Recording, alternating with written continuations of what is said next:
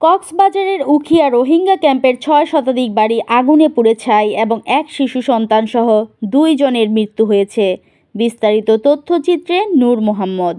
মঙ্গলবার ২৪ ডিসেম্বর দুপুর আনুমানিক ১টা ৩০-এর দিকে উখিয়া উপজেলা ১ নং রোহিঙ্গা ক্যাম্প কুতুপালং লম্বাশিয়া এলাকায় ভয়াবহ এ দুর্ঘটনাটি ঘটে। এ সময় আগুনে পুড়ে এক বৃদ্ধাসহ শিশু সন্তানের মৃত্যু হয়েছে।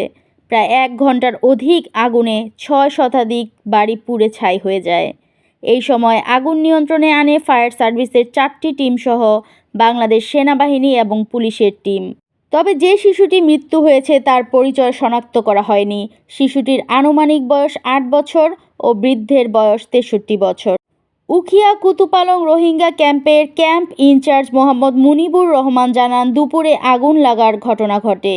এ সময় আগুনে পুড়ে একটি শিশু সন্তান ও বৃদ্ধের মৃত্যু হয়েছে বলে বিষয়টি নিশ্চিত করেছেন তিনি। দৈনিক আজকের বাংলা.net